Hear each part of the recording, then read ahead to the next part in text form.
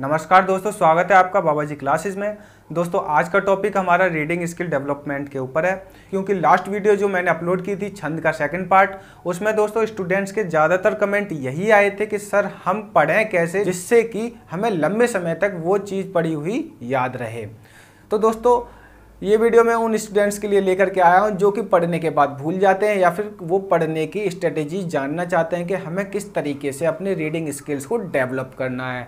तो दोस्तों मैं इस बात की गारंटी आपको दे सकता हूँ कि जो मैं 8 टिप्स बताऊँगा जिनके द्वारा आप अपने रीडिंग स्किल को डेवलप कर सकते हो, मैं इस बात की गारंटी आपको दे सकता हूं कि अगर आपने इन सभी रीडिंग स्किल्स को अपने अंदर अनुकरण कर लिया या फिर अपनी स्टडी स्ट्रेटेजी में अपना लिया तो मैं गारंटी दे सकता हूं कि आप जो भी एक बार पढ़ोगे वो हमेशा के लिए आपके लिए याद रहेगा। तो दोस्तों बस ये टिप्स को आपको फॉलो करके जाना है और आपको आगे बढ़ते जाना है। मैं आपको गारंटी दे रहा हूं इस बात की, आप कभी भूल नहीं सकते हो। तो दोस्तों बिना किसी देरी के हम वीडियो को स्टार्ट करते हैं और जान लेते हैं वो 8 टिप्स हमारी कौन कौन सी हैं। तो सबसे पहले हम बात कर लेते हैं पढ़ें कैसे। दोस्तों हम सभी जानते हैं कि चाहे कोई भी एग्जाम हो, चाहे वो उसका सिलेबस बड़ा हो चाहे उसका सिलेबस छोटा हो, उसका एक सिलेबस का अलग महत्व होता है। जब तक हम किसी एग्जाम्स के सिलेबस को नहीं जानेंगे तब तक हम उस एग्जाम्स के सिलेबस को कंप्लीट और उस एग्जाम्स को क्रैक नहीं कर पाएंगे। तो दोस्तों सबसे पहले हम बात कर लेते हैं कैसे पढ़ें। अब दोस्तों कैसे पढ़ने में 2 चीज़ें होती हैं। पढ़ने में क्या होता है कि एक तरफ होता है हमारा माइंड और दूसरी तरफ होती है हमारी स्किल्स। और माइंड में क्या होता है कि भूलना। दोस्तों हमारे माइंड को प्रकृति द्वारा दिया गया एक वरदान है भूलना, ये जो कि हमारे जीवन का एक बहुत बड़ा हिस्सा है, वो बहुत ही इंपॉर्टेंट हिस्सा है। वो कैसे है दोस्तों, चलिए वो मैं बताता हूँ। देखिए दोस्तों, अगर आप छोटी छोटी बातों को भी याद कर लो या फिर ऐसी आपके जीवन में ऐसी घटनाएं हुई हैं, ऐसी बातें हुई हैं जो कि आपको छोटी छोटी हैं, लेकिन अगर आपको वो याद आ जाएं तो आपके अंदर अभी हिंसा पैदा हो जाएगी, ईर्ष्या आने लगेगी। तो क्या करोगे आप, जब भी शांति से आप बैठे हो ना, आप सभी ग्रुप में बैठे हो या समाज में बात कर रहे हो, उन सभी में आपस में झगड़े होने लगेंगे, आपस में लड़ने लगेंगे, क्योंकि वो छोटी छोटी बातों को याद कर रहे हैं, छोटी छोटी बातों को लेकर के ध्यान में रख करके उनसे आपस में लड़ रहे हैं। तो इसीलिए नेचर के द्वारा हमारे माइंड को एक वरदान दे रखा है भूलना, जो कि हमारे लिए बहुत आवश्यक है। इस तरीके से इसके द्वारा हमारा माइंड क्या करता है कि वो जो डाटा होता है, जो छोटी छोटी चीज़ें होती हैं, जो छोटी छोटी इग्नोर करने वाली चीज़ें होती हैं, वो जो है हमारे उस डाटा को कहीं अलग कलेक्ट कर लेता है और हमको वो उस चीज़ों को बताता नहीं है। तो हम उसको क्या कह देते हैं, भूल गए। ठीक है, हालांकि हमारा दिमाग उन चीज़ों को भूलता नहीं है, वो स्टोर करके रखता है। हमारे दिमाग में कोई ऐसी चीज़ें है ही नहीं जो कि एक बार हमारे दिमाग में स्टोर हो गई वो निकल जाए, ऐसा इम्पॉसिबल है। ठीक है दोस्तों, तो हम ये ध्यान रखना कि हमारा दिमाग कुछ भी नहीं भूलता है, बस वो हमें वो बातों को बताता नहीं है, बस इतना डिफरेंस है। अब दोस्तों भूलना ये हमारे जीवन में कुछ कुछ जगहों पे बहुत ही आवश्यक है और कुछ जगहों पे ये हमारे लिए दुष्परिणाम भी लेके आ सकता है। जैसे कि हमारे स्टूडेंट लाइफ में, जो कि हमारे विद्यार्थी होते हैं, जो कि हमारे स्टूडेंट हैं, स्टूडेंट लाइफ में क्या होता है कि भूलना बहुत बड़ा हानिकारक और दुष्परिणाम साबित हो सकता है। उसके लिए मानव ने क्या स्किल्स अपनाई है, कुछ उसने हथकंडे अपनाए, उनको हम बोल देते हैं रीडिंग स्किल्स। अब दोस्तों एक एक करके मैं सभी रीडिंग स्किल्स के बारे में आपको बताऊंगा कि कौन कौन सी रीडिंग स्किल्स हम अपनाएंगे जिनके द्वारा हम अपने रीडिंग स्किल को और स्टडी स्ट्रेटेजी को अपनी को डेवलप कर सकते हैं। तो एक एक करके हम सभी के बारे में जान लेते हैं। तो दोस्तों जैसे कि आप यहाँ पे देख रहे हैं, पहला हमारा क्या आएगा, यहाँ पे पहले दिमाग को संकेत देना है। कहने का क्या मतलब है दोस्तों, एक बात ध्यान रखना कि जब भी आप कभी पढ़ रहे होते हो तो पढ़ने के बाद में क्या करना है, आपको अपने दिमाग को एक नोटिस यही देना है कि जो भी मैं पढ़ता हूँ वो मुझे याद रहता है, जो भी मैं पढ़ता हूँ वो मुझे याद रहता है। बार बार इस चीज़ को आपको माइंड को ये नोटिस देना है कि मैं जो पढ़ता हूँ वो मुझे याद रहता है। ठीक है दोस्तों, प्लीज़ इस चीज़ को अपने दिमाग में ध्यान रख लेना कि जब भी आप कभी पढ़ो तो यही कहना, मेरे को हमेशा याद रहता है, मैंने जो पढ़ा है वो मुझे याद है, जो मैंने वो पढ़ा है वो मुझे याद है। होता क्या है, स्वामी विवेकानंद जी भी क्या करते थे, वो हमेशा हर रोज एक लाइब्रेरी में से किताब लाते थे और किताब को चेंज करते थे, रोज एक नई किताब पढ़ते थे। उनकी रीडिंग स्किल बहुत अच्छी थी, क्योंकि मैंने उनकी एक बुक पढ़ी, उनमें देखा, उन्होंने बताया था कि मैं अपने दिमाग को हमेशा यही संकेत देता था कि मैं कभी भूलता नहीं हूं और जो मैं पढ़ता हूं वो मुझे हमेशा याद रहता है। तो दोस्तों प्लीज इस चीज को आप अपने अंदर भी अनुकरण करिए कि जब भी मैं कुछ पढ़ता हूं मैं हमेशा याद रखता हूं, और अपने दिमाग को बार बार यही नोटिस देना है कि जब भी मैं कुछ पढ़ रहा हूं वो मुझे याद है। बड़े निश्चिंत तरीके से आपको कहना है कि मैं जो पढ़ रहा हूं वो मुझे याद है।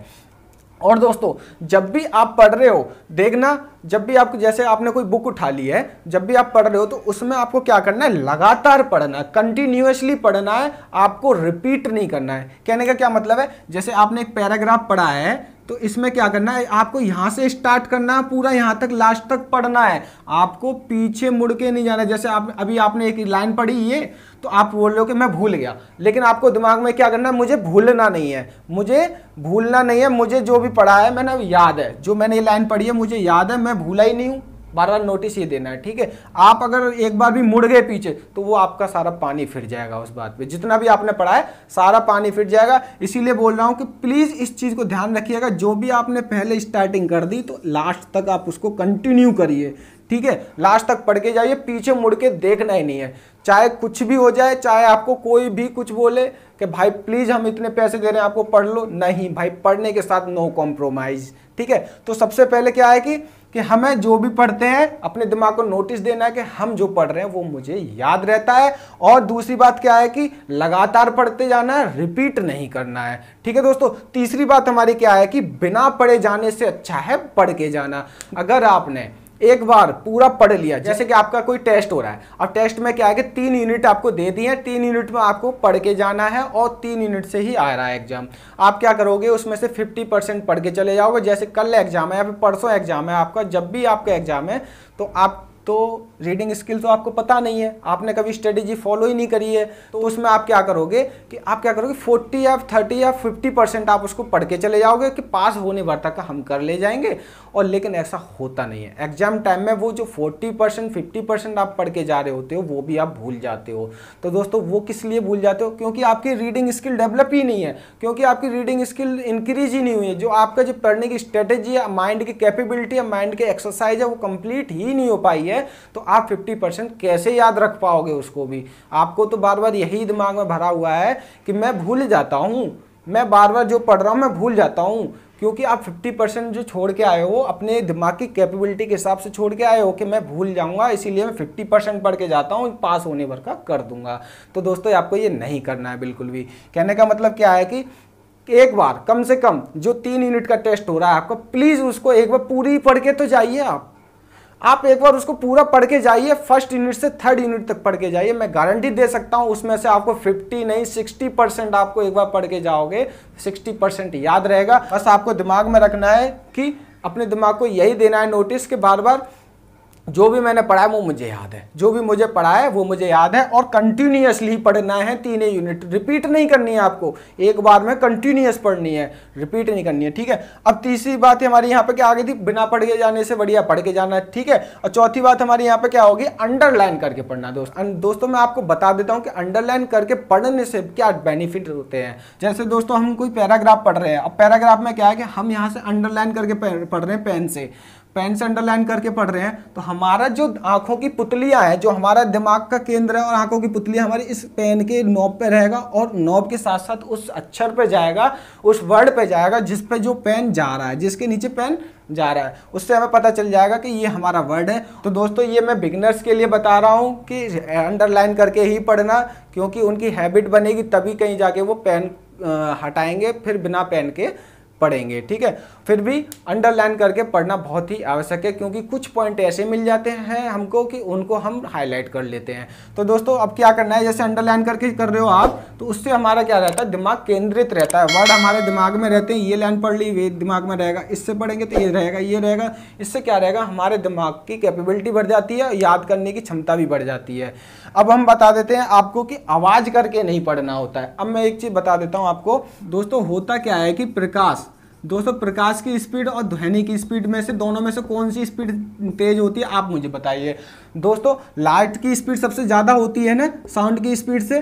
तो होता क्या है कि जब हम कोई चीज़ बोल रहे होते हैं, या फिर जैसे मैं आपको वीडियो में बता रहा हूँ, बोल करके बता रहा हूँ, तो मेरी आवाज़ आपके कानों में जा रही है, और कानों में जाने के बाद प्रोसेस कर रहा है माइंड उस बात को, और उस बात को हमारे संकेत दे रहा है दिमाग को कि ये चीज़ बोली जा रही है। तो उसको जो टाइम लगा है प्रोसेसिंग करने में, वो जो है हमारी स्लो डाउन है, ब्रेन स्लो डाउन होने लगता है, माइंड की प्रोसेसिंग स्पीड जो है स्लो हो जाती है। और लाइट का क्या होता है, केवल हम ऑब्जर्व कर रहे होते हैं, आंखों से देख रहे होते हैं। आपने देखा होगा वर्चुअल क्लासेस जो होती हैं, हमारी जितनी भी प्रोजेक्टर क्लासेस होती हैं, अगर आप एक लेक्चर दे रहे हो तो आप उसमें क्या होगा, ओरल लेक्चर दे रहे हो तो उससे समझने में स्टूडेंट नींद आ जाती है, बहुत सारे स्टूडेंट को थक जाते हैं, माइंड थक जाता है। उसमें क्या होता है, वो जो है उस पर इतना कंसंट्रेट नहीं करते हैं। अगर वही चीज़ वो आपको रिप्रेजेंटेशन कर दे बाय प्रोजेक्टर और बाय वर्चुअल दिखा दे तो आपका इंटरेस्ट जगेगा, बहुत जल्दी समझ आएगा। तो कहने का क्या मतलब है, वो देख रहा है, आंखों से देख रहा है, प्रकाश की स्पीड तेज होती है।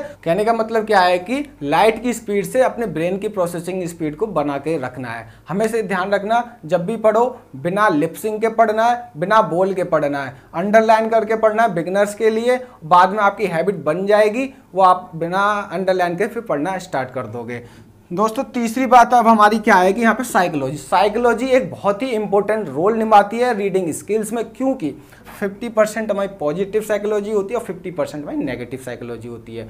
तो हमें अपनी साइकोलॉजी को 100% पॉजिटिव बना के रखना है, 50% नेगेटिव वाली पे हमें ध्यान ही नहीं देना है। ठीक है, अब क्या करना है कि जैसे हमने कोई सब्जेक्ट पढ़ा है, जैसे हमने कोई चैप्टर पढ़ लिया एक, अब चैप्टर में क्या है कि हमारी साइकोलॉजी ऐसी होगी 50% हमें याद रहेगा, 50% हमें याद नहीं रहेगा। तो स्टूडेंट क्या कहता है कि यार मेरा 50% नहीं आ रहा है, बार बार वो उस चीज़ को रिमाइंड करता है, यार मैं 50% भूल गया, मैं नहीं पढ़ पाया, मैं भूल गया उस चीज़ को, मैं नहीं पढ़ पाया। तो उस चीज़ को वो बार बार रिमाइंड करता है, वो नेगेटिव बात को याद करता है, वो और पूरे को ही भूल जाता है। कहने का क्या मतलब है, जो 50% जो उसको पॉजिटिव वे में आया है, जो उसके दिमाग में गेन हुआ है, वो भी उसको भूल जाता है। ठीक है, तो नेगेटिव वाले को उसने ज़्यादा महत्व दे दिया है ना, तो हमें क्या करना है, यहाँ पे जो नेगेटिव है हमारा, इसको महत्व नहीं देना है, और पॉजिटिव जो हमारा है उसको महत्व देना है ज़्यादा, जिससे कि हमारा जो पॉजिटिव है कुछ तो गेन हुआ हमें, कुछ तो हमें प्राप्त हुआ। तो इससे क्या होगा, हमारी जो एक सोचने की क्षमता है और जो याद करने की कैपेबिलिटी, हमें एक पॉजिटिविटी आएगी अंदर और हमें याद करने की स्किल डेवलप होगी। और दोस्तों 7th हमारी क्या है कि औसत मानक स्पीड से पढ़ना है। जब भी हम कोई पैराग्राफ या बुक पढ़ते हैं तो हमें एक औसत मानक वेग के थ्रू ही पढ़ना है। कहने का मतलब क्या है कि जब भी हम कोई एक पैराग्राफ पढ़ रहे हैं, बुक पढ़ रहे हैं या फिर कोई चैप्टर पढ़ रहे हैं, उसे हम एक वेग के थ्रू, एक वेलोसिटी, एक स्पीड के साथ, एक मानक स्पीड के साथ ही पढ़ना है। हमें ना ही तो स्लो डाउन करनी है बिल्कुल, ना ही तो एकदम हाई करनी है, एक औसत में पढ़नी है, जिससे कि हमारा माइंड उस चीज़ को देख करके कैप्चर करता रहे, माइंड अच्छे से रीड करता रहे। ठीक है, और 8th बात क्या है, जो कि लास्ट बात है हमारी। चलिए दोस्तों मैं आपको बता देता हूं कि पोमोडोरो टेक्निक होती क्या है। देखिए दोस्तों, ये एक ऐसी विधि है जिसमें हर एक आधे घंटे के अंतराल पर हमारे ब्रेन में O2 की कमी तथा H2O की कमी होने लगती है, जिसके कारण हमारा माइंड जो है भटकना स्टार्ट कर देता है। तो इस टेक्निक के द्वारा हम अपने माइंड को रिलैक्स दे करके उस चीज़ को अच्छे से प्रोसेस कर सकते हैं। वो किस तरीके से करते हैं, चलिए बताते हैं। देखिए पहले हमें क्या करना होगा, जैसे इस टेक्निक क्या करते हैं, आपने टीचर्स को देखा होगा क्लास में पढ़ाते हैं तो वो क्या करते हैं कि बीच बीच में हर एक आधे घंटे या 45 मिनट के बाद वो हमको जो है हंसाते हैं या फिर कोई एक छोटी मोटी बात कर देते हैं, जिससे कि स्टूडेंट के माइंड को रिलैक्स पड़ जाता है, या फिर वो हंस जाते हैं या फिर कुछ अलग बात कह देते हैं, जिससे कि स्टूडेंट का दिमाग मतलब रिलैक्स हो जाए। तो ऐसा करने से क्या होता है, माइंड को रिलैक्स मिल जाता है और वो जो है अपने जो भी अवचेतन मस्तिष्क में डाटा को ट्रांसफर करता है वो इजीली अच्छे से कलेक्ट कर लेता है, उसको कोई अड़चन पैदा नहीं होती है। तो यही टेक्निक ये है कि हमें जब भी कभी पढ़ाई कर रहे होते हैं तो हमारे हर आधे घंटे या फिर हर एक स्टूडेंट की, हर एक पर्सन की अलग कैपेसिटी होती है। वैसे मिनिमम आधा घंटा दे रखा है कि हर एक आधे घंटे पे O2 की कमी और H2O की कमी होती है अपने माइंड को, और अन्य तत्व की भी कमी होती है।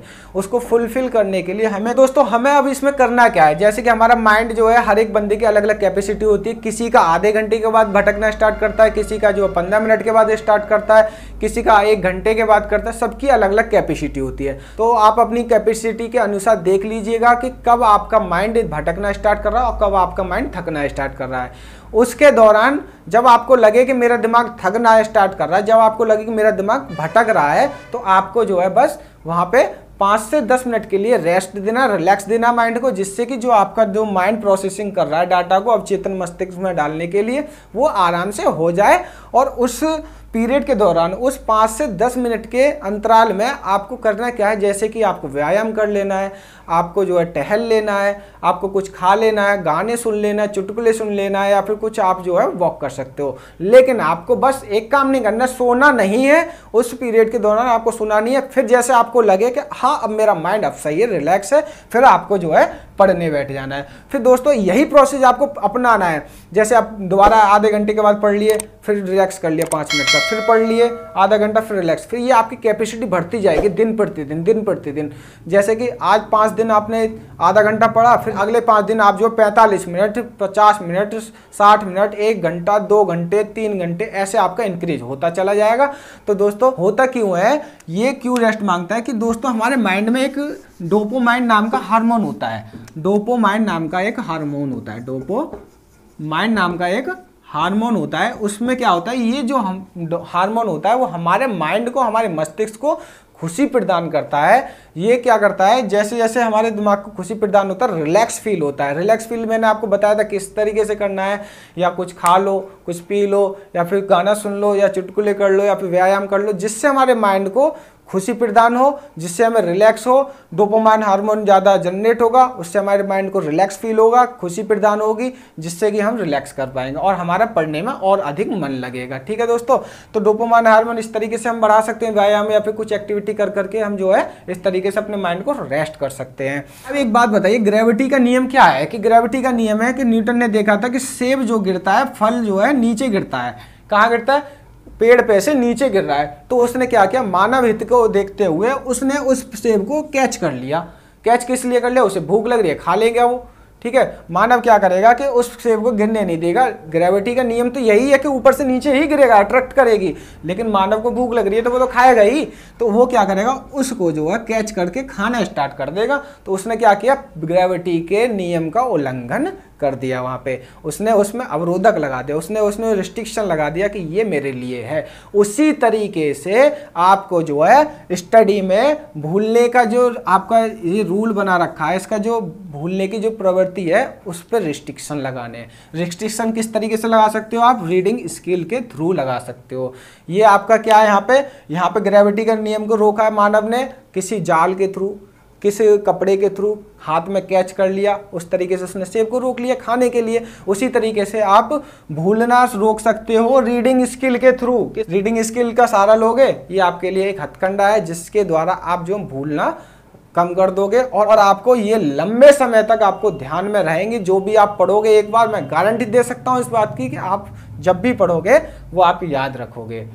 ठीक है दोस्तों, तो आज का हमारा वीडियो यहीं पे समाप्त होता है। तो दोस्तों उम्मीद करता हूं आपको ये वीडियो बहुत ज़्यादा पसंद आई होगी। तो वीडियो को लाइक करना और शेयर करना बिल्कुल ना भूलें। अपने दोस्तों के साथ इस वीडियो को ज़्यादा से ज़्यादा शेयर करें और चैनल को सब्सक्राइब करना बिल्कुल भी ना भूलें, क्योंकि दोस्तों ऐसी वीडियो मैं आपके लिए लेकर के आता रहता हूँ। और साथ ही साथ बेल आइकन को जरूर प्रेस कर दें, क्योंकि आने वाली वीडियोज़ का नोटिफिकेशन आपको सबसे पहले प्राप्त हो जाए। तो दोस्तों थैंक यू, बहुत बहुत धन्यवाद आपका। जय हिंद।